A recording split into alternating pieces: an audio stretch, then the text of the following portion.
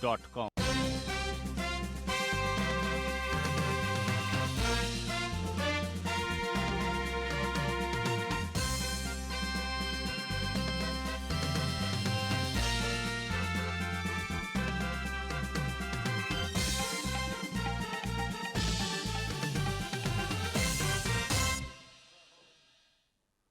नमस्कार। राति 8 बजेको जनता समाचारमा स्वागत छ। म अनिस्मा बस्नेत। म मिलन बजगाई। सबैभन्दा पहिले प्रमुख समाचार। नेपाली कङ्ग्रेस र नेकपा एमाले बीचको आजको वार्ता पनि निष्कर्षविहीन। नेताहरू आफ्नै अडानमा कायमै। असामाजिक तत्त्वले गठबन्धन टुटाउन प्रयास गरिरहेको एकीकृत समाजवादीका अध्यक्ष नेपालको आरोप। एमसीसी पास गर्न खोज्नेको जनताले मूल्याङ्कन गर्ने भनाई। गठबन्धन बचाउन आफूहरू लागि परेको माओवादी अध्यक्ष दाहालको भनाई। मध्यमार्गी बाटोबारे आफू अनभिज्ञ रहेको एकीकृत समाजवादीका नेता खनालको प्रतिक्रिया। युक्रेनको मेलिटोपोल सहर रुसी सैनिकको कब्जामा। पश्चिमा राष्ट्रहरूले प्रदान गरेको हतियार सहितका सहायता सामग्री युक्रेन पुग्ने क्रम जारी। र मनाङमा शान्तिसँग बराबरी खेल्दै त्रिभुवन आर्मी सहित स्मारक ए डिभिजन लिग फुटबलको दोस्रो स्थान।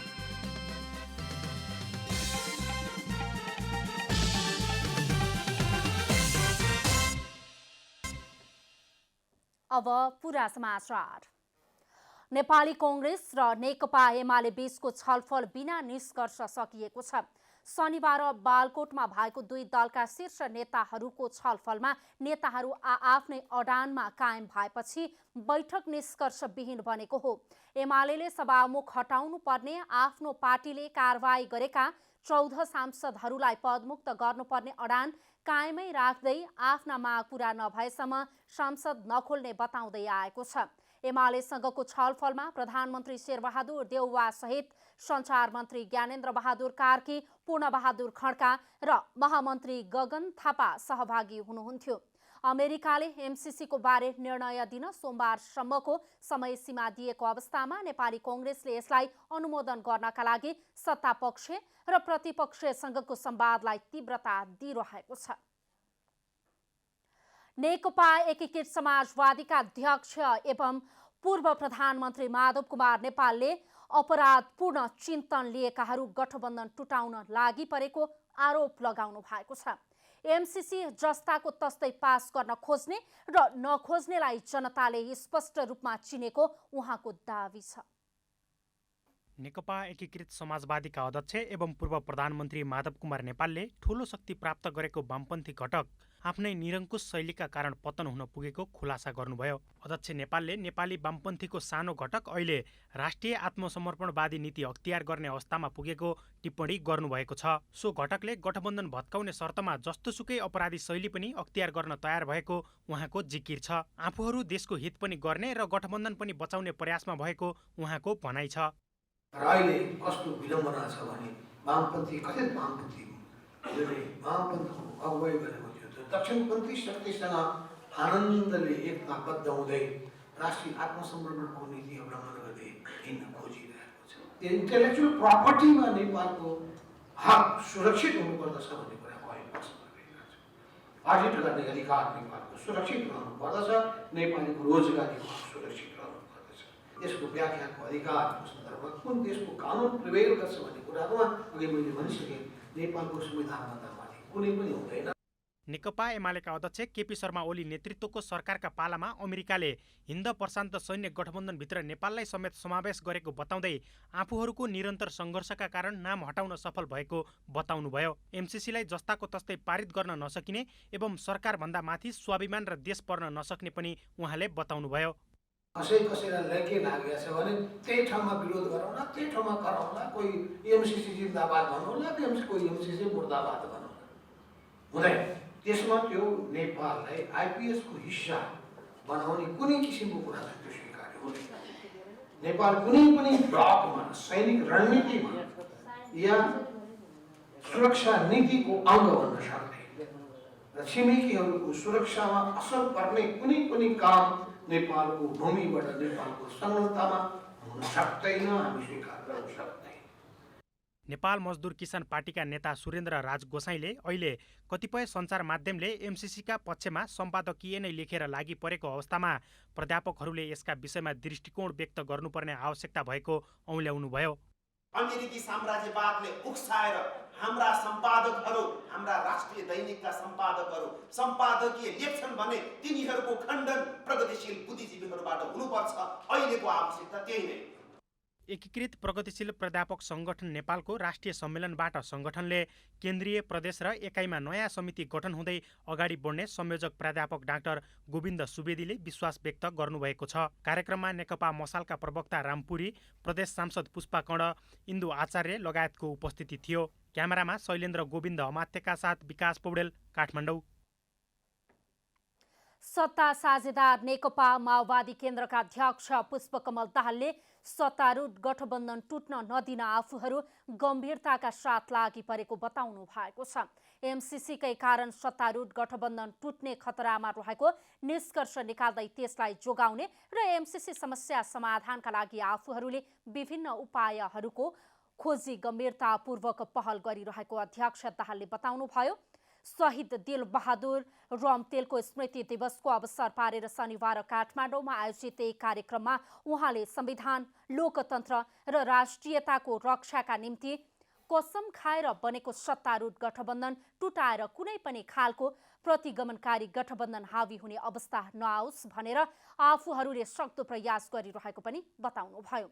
एमसिसी परियोजना यथास्थितिमा पारित हुन नदिने विषयमा आफूहरूले सुरुदेखि नै प्रष्ट धारणा राख्दै आएको भन्दै अध्यक्ष दाहालले त्यसलाई उपयोग गरेर प्रतिगमनकारी शक्तिहरूले सत्तारूढ गठबन्धन टुटाउने प्रयास गरिरहेको दावी गर्नुभयो। प्राप्त भएको थियो, कहीँ एमसिसीकै कारणले यो गुम्ने त होइन भन्ने जस्तो स्थिति आजको दिनमा देखा परेको छ। जसलाई हामीले प्रतिगमनकारी भन्यौँ, जुन कदमलाई हामीले प्रतिक्रान्तिकारी जनयुद्ध र जनआन्दोलनबाट प्राप्त भएका उपलब्धिहरूलाई उल्ट्याउने षड्यन्त्रका रूपमा जसको हामीले भण्डाफोर गर्यौँ। अध्यक्ष दाहालले अहिले पनि आफ्नो पार्टीले संविधान, लोकतन्त्र, संघीयता र उत्पीडित जनताको अधिकारको रक्षाका लागि रक्तपातहीन युद्ध जारी राखेको बताउनुभयो। सत्तारूढ दल नेकपा एकीकृत समाजवादीका सम्मानित नेता झलनाथ खनालले यथास्थितिमा एमसिसी संसदबाट पारित नहुने दावी गर्नुभएको छ। पूर्व प्रधानमन्त्री समेत रहनुभएका खनालले सरकार छोड्ने विषयमा पार्टीभित्र कुनै छलफल नभएको पनि बताउनुभयो। शनिबार माओवादी केन्द्रका शीर्ष नेताहरूसँग छलफलपछि सञ्चारकर्मीहरूसँग कुरा गर्दै उहाँले एमसिसीको मुद्दा कसरी टुङ्गिन्छ, सरकार छोड्ने वा नछोड्ने भन्ने विषय पनि त्यसैमा निर्भर रहने बताउनुभयो। खनालले एमसिसी पारित गराउने र सत्तारूढ गठबन्धन पनि टुट्न नदिने मध्यमार्गी बाटोबारे आफू अनभिज्ञ रहेको प्रतिक्रिया दिनुभयो। यो पत्र पत्रिकामा छापिएको कुरो मैले पनि पढेँ। अब कसले त्यो खोजेको हो, त्यो खोजेका कुराहरू हामीसँग आइसकेका छैनन्। के हुन् मध्यमार्ग भनेका है, त्यो मध्यमार्गको कुरा हामीलाई थाहा छैन। तर दुईटा मार्ग छन्, तपाईहरुले सुनिहाल्नुभयो। डोनाल्ड लुले पनि भने कि यस भन कि नो भन, हामी पनि त्यही पोजिसनमा। खनालले राष्ट्रिय हित अनुकूल हुने गरी एमसिसी सम्झौता परिमार्जन भए मात्रै आफूहरूले त्यसलाई संसदबाट पारित गराउन साथ दिन सक्ने स्पष्ट पार्नुभयो। न्यायालयलाई भ्रष्टाचार र राजनीतिक हस्तक्षेपबाट अलग राख्नुपर्नेमा सरकारवालाहरूले जोड दिएका छन्। न्यायालयभित्र नै भ्रष्टाचार मौलाउनु चिन्ताको विषय भएको भन्दै यसप्रति सबै गम्भीर बन्न आवश्यक रहेको सरकारवालाहरूको भनाइ छ। नेकपा एकीकृत समाजवादी पार्टीका अध्यक्ष माधव कुमार नेपालले न्यायालय सुधारका लागि कानुन व्यवसायीहरूले उठाउँदै आएको मागलाई सम्बोधन गर्न आफूहरूले जोखिम उठाएको दावी गर्नुभएको छ। शनिबार काठमाडौँमा आयोजित समाजवादी पेशागत कानुन व्यवसायी संगठनको राष्ट्रिय भेला तथा संगठन घोषणा कार्यक्रममा अध्यक्ष नेपालले यस्तो दावी गर्नुभएको हो। उहाँले अहिले गठबन्धन, एमसिसी र शक्ति राष्ट्रबीचको द्वन्द्वले देशमा राजनीतिक जटिलता थपिएको बताउनुभयो। एकातर्फ एमसिसीका नाउँमा यो सम्झौताको बारेमा के गर्ने कसो गर्ने भन्ने प्रश्न उठिरहेको छ। अर्कोतर्फ वर्तमान गठबन्धन 5 दलीय गठबन्धनको सरकार कायम रहन्छ कि रहँदैन भन्ने प्रश्न खडा भएको छ। त्यसोतर्फ शक्ति राष्ट्रहरूबीचको सम्बन्धभित्र नेपालको भूमिका के हुन्छ भने पनि प्रश्न त्यतिकै उठेको छ। कार्यक्रममा नेकपा एकीकृत समाजवादीका उपमहासचिव डाक्टर विजय कुमार पौडेलले लामो सङ्घर्षबाट देशमा सामन्तवाद समाप्त भए पनि नेपालको अर्थतन्त्र पुँजीवादीको कब्जामा रहेको र त्यसैको कारण न्यायालयदेखि राजनैतिक दल समेत शिकार हुन पुगेको बताउनुभयो। यो दलाल पुँजीवादका कारणले नै यसको सबभन्दा ठुलो शिकार अदालत भएको छ। त्यसपछि राजनीतिक पार्टीहरू पनि भएका छन्। हामी कोसिस गर्दैछौँ, म आफ्नो ढङ्गबाट भन्दैछु, हामी एकीकृत समाजवादीहरू कोसिस गर्दैछौँ यसबाट बाहिर बस्नु भनेर। उपदेश दिने कुरा राजनैतिक दल आफैबाट सुधार गर्नुपर्ने पौडेलको भनाइ छ। उहाँले पार्टी अल्मलिएका बेला जनसङ्गठनले बाटो देखाउनु पर्ने सुझाव समेत दिनुभयो। कार्यक्रममा वरिष्ठ अधिवक्ता शम्भु थापाले कानुन व्यवसायीको नेतृत्व राजनैतिक हस्तक्षेपबाट नभई कानुन व्यवसायीले नै गर्नुपर्ने बताउनुभयो। एकताको नाउँमा न्यायपालिकाको स्वतन्त्रता तपाईँको चाहिँ र सम्मानलाई समाप्त पार्ने तपाईँको चाहिँ लिडरसिप आउँछ भने त्यो लिडरसिप स्वीकार्य छैन। त्यस्तै वरिष्ठ अधिवक्ता रमण श्रेष्ठले 2047 साल यता न्यायाधीश नियुक्ति विवाद रहित बन्न नसकेको बताउनुभयो। उहाँले पेशी तोक्दा इजलास गठन गर्दा पनि अनियमितता र भ्रष्टाचार हुने गरेकाले प्रधान न्यायाधीशमाथि महाभियोग लागेको जिकिर समेत गर्नुभयो। यसपालि महाभियोग किन लगाइयो भने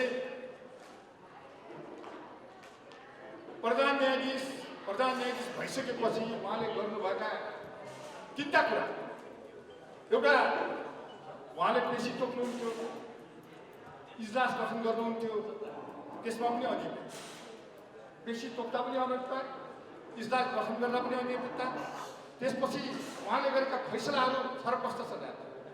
नेपाल बार एसोसिएसनका पूर्व उपाध्यक्ष हरिप्रसाद उप्रेतीले भ्रष्टाचार र राजनैतिक हस्तक्षेपबाट न्यायालयलाई अलग राख्नुपर्ने बताउनुभयो। भ्रष्टाचारले जर्जर भएको, राजनीतिक हस्तक्षेपले जर्जर भएको न्यायपालिका हाम्रा अगाडि छ। त्यो न्यायपालिकालाई नेतृत्व गर्ने प्रधान न्यायाधीश भ्रष्ट, अनैतिक, बिचौलिया, सेटिङकर्ता जस्ता लज्जास्पद र अपमानित शब्दहरूको उपमा बोकेर अहिले निलम्बनको अवस्थामा बसिरहेको अवस्था छ। कार्यक्रममा समाजवादी पेशागत कानुन व्यवसायी सङ्गठनले 98 वर्षीय वरिष्ठ अधिवक्ता कृष्णप्रसाद भण्डारी र प्रतिनिधि सभा विघटनलाई पुनर्स्थापना गर्न महत्त्वपूर्ण योगदान पुर्याउनुभएका अधिवक्ता सुलभ खरेल र सम्बिद्र खरेललाई सम्मान गरिएको थियो। क्यामेरामा जेपी श्रेष्ठका साथ महेश कठायत, काठमाडौँ। नेकपा एमालेका अध्यक्ष केपी शर्मा ओलीले millennium challenge corporation MCC pass गर्ने अवस्थामा नरहेको बताउनु भएको छ। प्रगतिशील पेशागत कानुन व्यवसायी सङ्गठनको दोस्रो राष्ट्रिय सम्मेलनलाई सम्बोधन गर्दै अध्यक्ष ओलीले आफ्नो पार्टी संसदीय प्रक्रियामा नै नरहेको समेत बताउनुभयो। अध्यक्ष ओलीले देश र जनताको हितभन्दा बाहिर आफ्नो पार्टी नजाने बताउँदै एमालेले राष्ट्रियता र जनताको हित तथा अन्तर्राष्ट्रिय सम्बन्ध हेरेर जे गर्दा राष्ट्रका लागि उचित हुन्छ त्यही मात्र गर्ने बताउनुभयो। नेकपा एमाले त्यसरी चल्दैन। नेकपा एमाले राष्ट्रिय हित, जनताको हित, देशको विकास, अन्तर्राष्ट्रिय सम्बन्ध लगायतका तमाम कुराहरू हेरे जे गर्नु राष्ट्रका लागि उचित हुन्छ त्यो मात्रै गर्छ। अध्यक्ष ओलीले नेपाल न्यायको भूमि भए पनि न्याय मरेको बताउँदै सर्वोच्च अदालतले अन्तिम फैसला गर्ने निकाय भएको तर त्यसले व्याख्या गर्ने नाममा संविधान बमोजिम नगरेको उल्लेख गर्नुभयो। सर्वोच्च अदालतले स्वेच्छाचारी निर्णय गर्दै जाँदा न्यायपालिकामा विकृति आउने समेत बताउनुभयो। जनता समाचारमा छोटो विश्राम।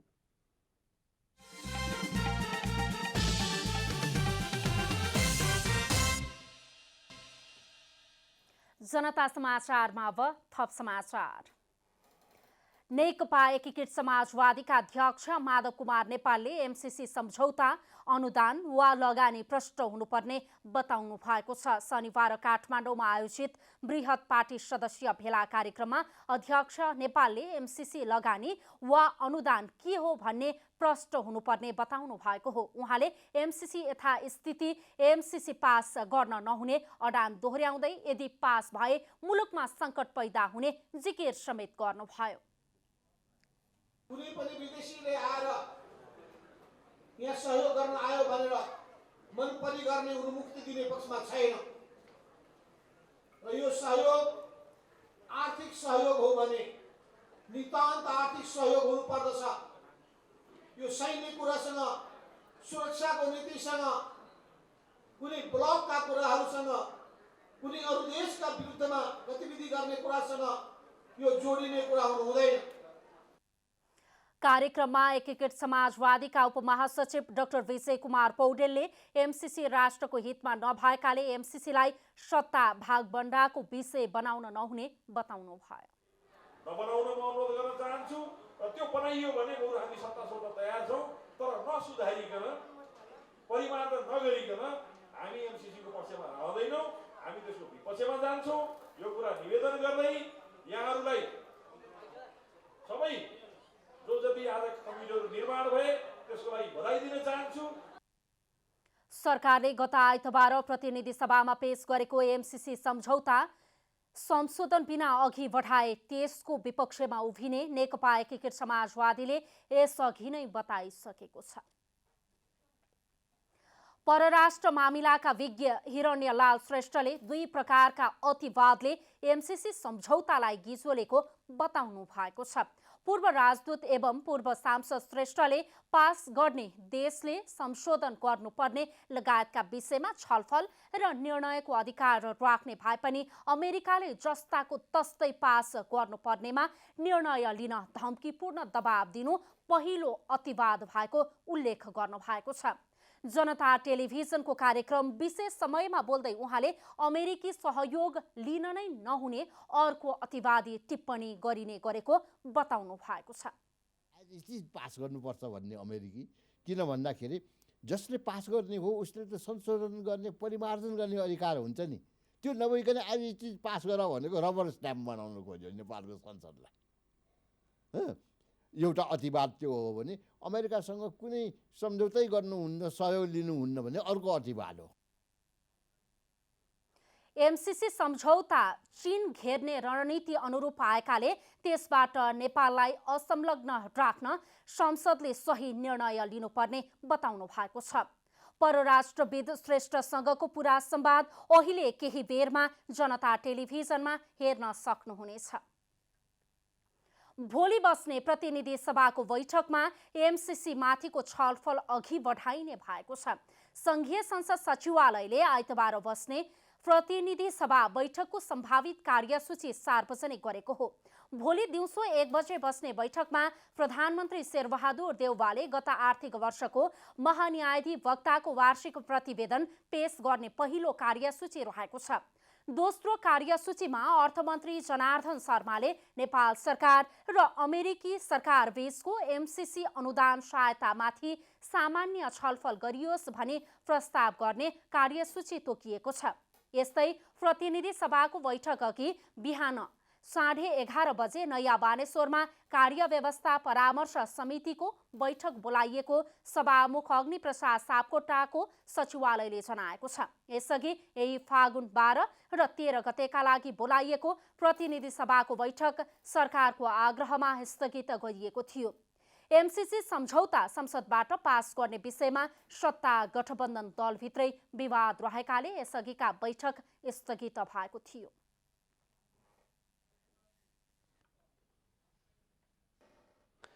परराष्ट्र मन्त्री डाक्टर नारायण खड्काले कोरोना विरुद्धको खोपमा सबैको पहुँच पुर्याउन र सस्तो बनाउने प्रयासका निम्ति अन्तर्राष्ट्रिय समुदाय समक्ष आह्वान गर्नुभएको छ। संयुक्त राष्ट्रसङ्घ महासभाका अध्यक्षले विश्वव्यापी खोप सम्बन्धमा आयोजना गर्नुभएको उच्चस्तरीय बहसलाई सम्बोधन गर्दै परराष्ट्र मन्त्री खड्काले महामारीको रोकथामका लागि विश्वव्यापी खोप नै भरपर्दो माध्यम भएको बताउनुभयो। निष्पक्ष रूपमा खोपको प्राप्तिलाई प्रवर्धन गर्नेतर्फ सबैको ध्यान केन्द्रित गर्नुपर्नेमा परराष्ट्र मन्त्रीले जोड दिनुभयो। मन्त्री खड्काले नेपालमा खोपमा भएको प्रगतिबारे जानकारी दिँदै आगामी चैत मसान्तसम्म 12 वर्षभन्दा माथिका सबै नागरिकलाई खोप लगाइसक्ने लक्ष्य निर्धारण गरिएको बताउनुभयो। नेपाललाई खोप उपलब्ध गराउने छिमेकी र अन्य मित्र राष्ट्र, विकास साझेदार र गाभी कोभ्याक्सप्रति आभार व्यक्त गर्नुभयो। Made by the international community, including the United Nations system, to address the challenges posed by the COVID-19. We also welcome the pledges of funds and vaccines. Increased commitment and resources are needed for these initiatives. संयुक्त राष्ट्रसङ्घको 76औं महासभाको प्राथमिकताका विषयका रूपमा कोभिड-19बाट मुक्तिलाई केन्द्रमा राखेर महासभाका अध्यक्षले बहस आयोजना गर्नुभएको हो। कार्यक्रममा 120 भन्दा बढी राष्ट्रका नेताहरूको सहभागिता रहेको थियो।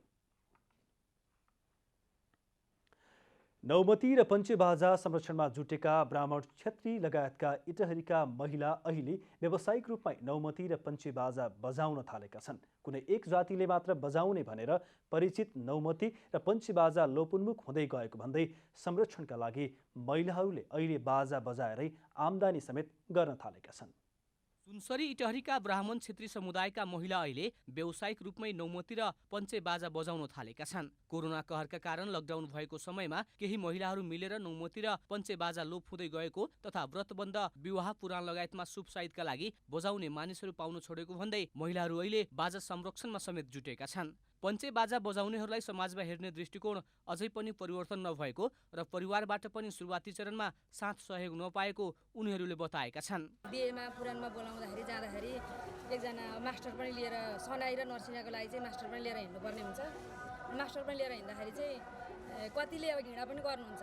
सिक्दा सिक्दै हामीलाई घरबाट के अरे आजदेखि त अब त्यही तल्लो जातको भइस्, तँलाई घरमा हामी समावेश हुन दिँदैनौँ भनेर पनि कति भन्नुभयो। त्यसो गर्दा गर्दै पनि हामी थाल बजाउँदै, आरी भाँडा बजाउँदै, मुढा बजाउँदै पनि हात प्र्याक्टिस, खाना बनाउँदाखेरि प्र्याक्टिस गर्दै गर्दै पनि जे होस् अहिले 2-4 ठाउँ, महिनामा 5-4 ठाउँ नै हामीलाई डिल आउँछ। क्षेत्री बाहुनले त्यसमा पनि महिलाहरूले छुन समेत हुँदैन भन्ने मान्यतालाई चिर्न सुरुमा समस्या भए पनि अहिले आएर आफूहरूले नौमती र पञ्चेबाजा बजाएको देख्नेहरू प्रशंसा गर्न थालेको बताउँछन्। बाजा संरक्षण र केही आम्दानी समेत गर्न सकिन्छ भनेर सिकेको भए पनि अहिले आएर धेरैतिर बोलाउन थालेको उनीहरूको भनाइ छ। क्षेत्री बाहुनले त छुनै हुँदैन, यो बाजा भन्ने पनि मान्यता थियो, छ पनि अहिले पनि होइन।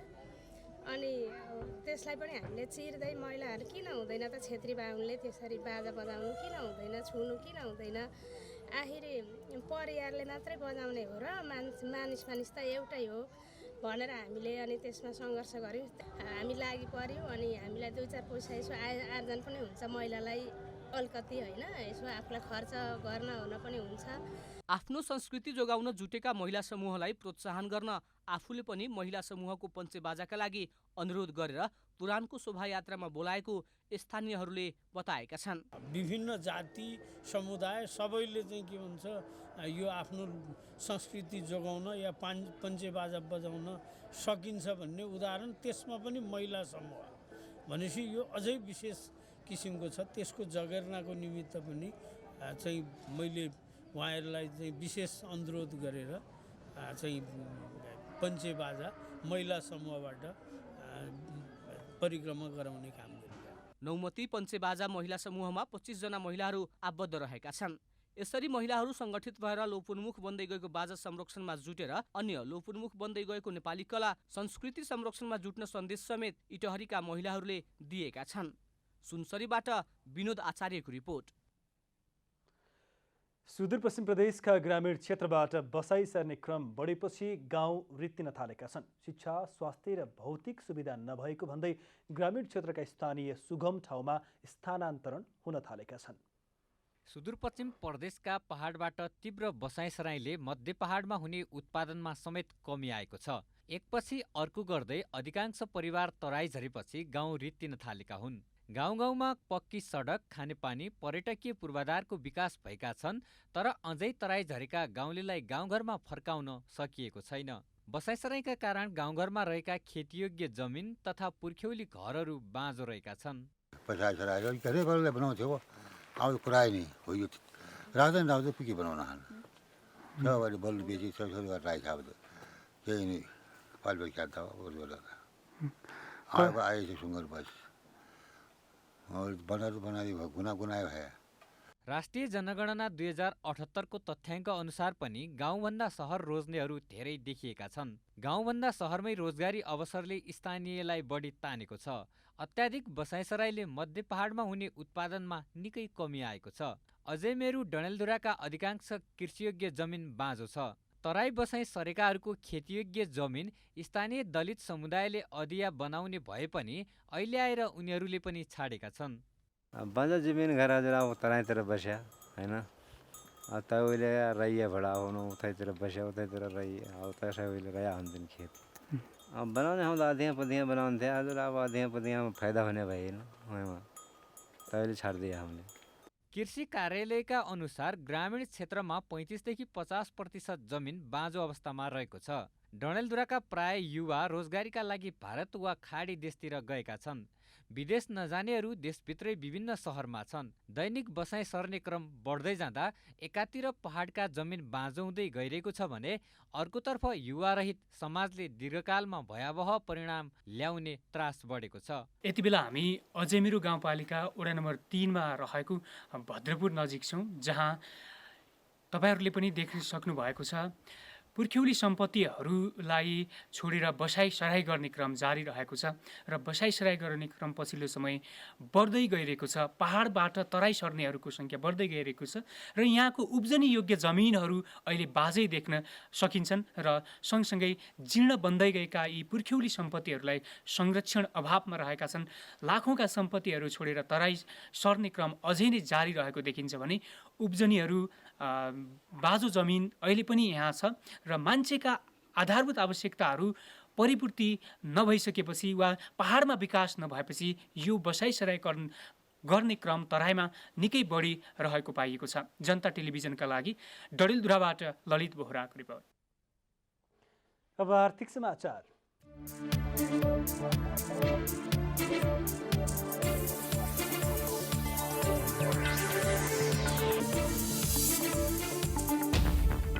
सहकारी विभागले सहकारीको सन्दर्भ ब्याज दर 16% तोकेको छ।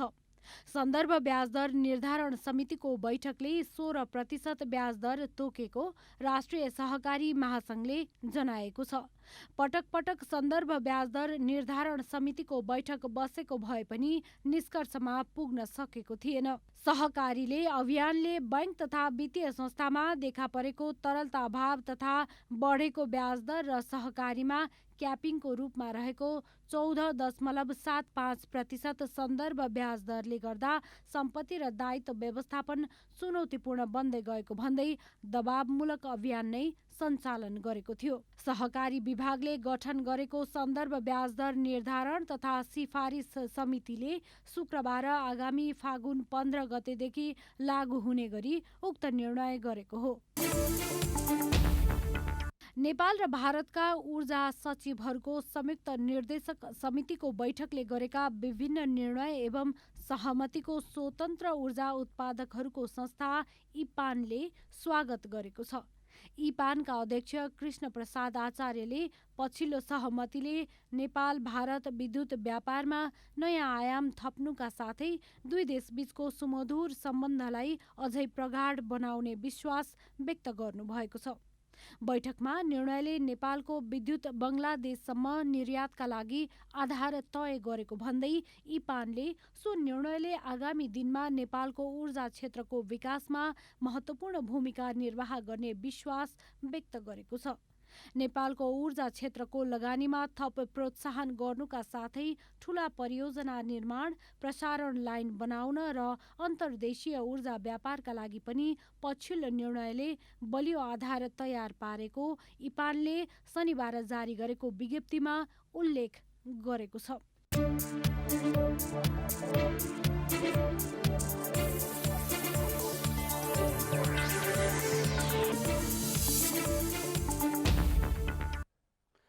जनता समाचारमा अब छोटो विश्राम।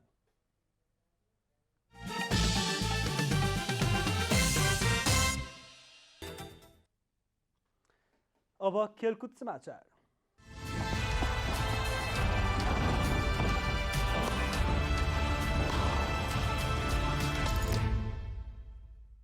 त्रिभुवन आर्मी क्लबले कतार एयरवेज सहित स्मारक ए डिभिजन लिग फुटबलमा दोस्रो स्थान हासिल गरेको छ। त्रिपुरेश्वर स्थित दशरथ रङ्गशालामा भएको खेलमा मनाङ मर्स्याङदी क्लबसँग 1-1 गोलको बराबरी खेलेपछि आर्मीले दोस्रो स्थान हासिल गरेको हो। खेलको 45औं मिनेटमा कप्तान अञ्जन विष्टले गोल गर्दै मनाङलाई अग्रता दिलाएका थिए, तर खेलको 76औं मिनेटमा मनाङका डिफेन्डर फ्राङ्कलिन कुएटाले आत्मघाती गोल गरेपछि आर्मीले 1-1 गोलको बराबरी गरेको हो। यस बराबरीसँगै आर्मीले 13 खेलमा 23 अङ्क जोड्दै लिगको उपविजेता बन्यो। न्युरो टिम एनआरटीसँग अङ्क बराबरी भए पनि हेड टु हेडमा आर्मी अघि रहेको हो। लिगमा अपराजित रहेको आर्मीले यस सिजनमा 5 जित र 8 बराबरी खेल्यो। लिगको उपाधि मछिन्द्र फुटबल क्लबले जितेको छ। मनाङले 13 खेलमा 21 अङ्क जोड्यो। मनाङले 5औं स्थानमा रहँदै लिगको अन्त्य गरेको छ। यस वर्षको प्रधान सेनापति खुला म्याराथन प्रतियोगिताको उपाधि नेपाली सेनाका कृष्ण बहादुर बस्नेतले जितेका छन्। सेना दिवस 2078 को अवसरमा शनिबार भएको 42.195 किलोमिटर दूरीको म्याराथन 2 घण्टा 19 मिनेट 57 सेकेन्डमा पुरा गरी बस्नेत प्रथम घोषित भए। प्रथम भए बापत बस्नेतले 3 लाख नगद र मोटरसाइकल पुरस्कारका साथै अमेरिकामा हुने वर्ल्ड च्याम्पियनसिपमा भाग लिने अवसर समेत प्राप्त गरेका छन्। विजयी प्रतियोगितालाई प्रधान सेनापति प्रभुराम शर्मा, रक्षा सचिव किरणराज शर्मा र युवा तथा खेलकुद मन्त्रालयका सचिव डाक्टर दामोदर रेग्मी लगायतले नगद पुरस्कार एवं प्रमाणपत्र प्रदान गर्नुभएको थियो। सैनिक मुख्यालय जङ्गी अड्डा परिसरको खेल मैदानमा यसअघि म्याराथन सहित विभिन्न 4 विधाका दौड प्रतियोगिताको प्रधान सेनापति शर्माले उद्घाटन गर्नुभएको थियो। नेपाल क्रिकेट संज्ञान भारतीय कम्पनी 73 स्पोर्ट्ससँग मिलेर नेपाल T20 लिग आयोजना गर्ने भएको छ। कैलालीको धनगढीमा जारी क्यानको वार्षिक साधारण सभाले 73 स्पोर्ट्ससँग लिगका लागि 8 वर्षको सम्झौता अनुमोदन गरेको क्यानले जनाएको छ। लिगका लागि क्यान र 73 स्पोर्ट्स बीच वार्षिक 3 करोड 90 लाखको सम्झौता भएको छ। यस वर्षको लिग भने आगामी मे महिनामा टियु क्रिकेट मैदानमा आयोजना गर्ने तयारी भएको छ। सम्झौता अनुसार 73 ले टियु क्रिकेट मैदानमा सुधारका कामहरू समेत गर्नेछ। यसका लागि युवा तथा खेलकुद मन्त्रालयले स्वीकृति समेत दिएको छ।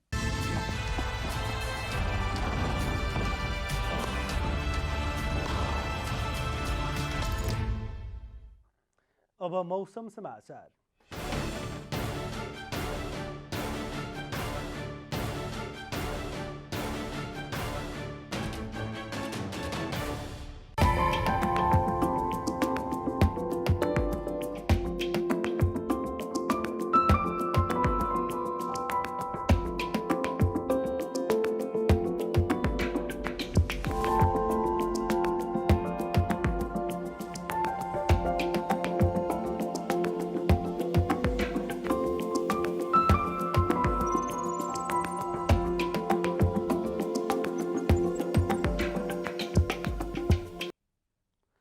अन्त्यमा आजको डायरी। नेपाली कांग्रेस र नेकपा एमाले बीचको छलफल बिना निष्कर्ष सकिएको छ। शनिबार बालकोटमा भएको दुई दलका शीर्ष नेताहरूको छलफलमा नेताहरू आफ्नै अडानमा कायम भएपछि बैठक निष्कर्षविहीन बनेको हो। एमालेले सभामुख हटाउनु पर्ने, आफ्नो पार्टीले कारबाही गरेका 14 सांसदहरूलाई पदमुक्त गर्नुपर्ने अडान कायमै राख्दै आफ्ना माग पूरा नभएसम्म संसद नखोल्ने बताउँदै आएको छ। सत्ता साझेदार नेकपा माओवादी केन्द्रका अध्यक्ष पुष्पकमल दाहालले सत्तारूढ गठबन्धन टुट्न नदिन आफूहरू गम्भीरताका साथ लागि परेको बताउनु भएको छ। एमसीसीकै कारण सत्तारूढ गठबन्धन टुट्ने खतरामा रहेको निष्कर्ष निकाल्दै त्यसलाई जोगाउने र एमसीसी समस्या समाधानका लागि आफूहरूले विभिन्न उपायहरूको खोजी गम्भीरतापूर्वक पहल गरिरहेको अध्यक्ष दाहालले बताउनुभयो। भोलि बस्ने प्रतिनिधि सभाको बैठकमा एमसीसी माथिको छलफल अघि बढाइने भएको छ। संघीय संसद सचिवालयले आइतबार बस्ने प्रतिनिधि सभा बैठकको सम्भावित कार्यसूची सार्वजनिक गरेको हो। भोलि दिउँसो 1 बजे बस्ने बैठकको दोस्रो कार्यसूचीमा अर्थमन्त्री जनार्दन शर्माले नेपाल सरकार र अमेरिकी सरकार बीचको एमसीसी अनुदान सहायतामाथि सामान्य छलफल गरियोस् भनी प्रस्ताव पेश गर्ने कार्यसूची रहेको छ। रुसी सैनिकले युक्रेनको मेलितोपोल सहर आफ्नो कब्जामा लिएको दावी गरेको छ। रुसी रक्षा मन्त्रालयले मेलितोपोल सहर नियन्त्रणमा लिएको रोयटर्सले रुसी रक्षा मन्त्रालयलाई उद्धृत गर्दै उल्लेख गरेको छ। युक्रेनमा रुसले आक्रमण सुरु गरे यता रणनीतिक रूपमा महत्त्वपूर्ण सहर मेलितोपोल कब्जा गरेको हो। यता युक्रेनमा गरेको सैन्य आक्रमणको विरोधमा रुसका विभिन्न सहरमा विरोध प्रदर्शन भएका छन्। त्रिभुवन आर्मी क्लबले कतार एयरवेज सहित स्मारक ए डिभिजन लिग फुटबलमा दोस्रो स्थान हासिल गरेको छ। त्रिपुरेश्वर स्थित दशरथ रङ्गशालामा भएको मनाङ मर्स्याङ्दी क्लबसँग 1-1 गोलको बराबरी खेलेपछि आर्मीले दोस्रो स्थान हासिल गरेको हो। यसैबीच लिगको उपाधि मर्छिन्द्र फुटबल क्लबले यसअघि नै जितिसकेको छ।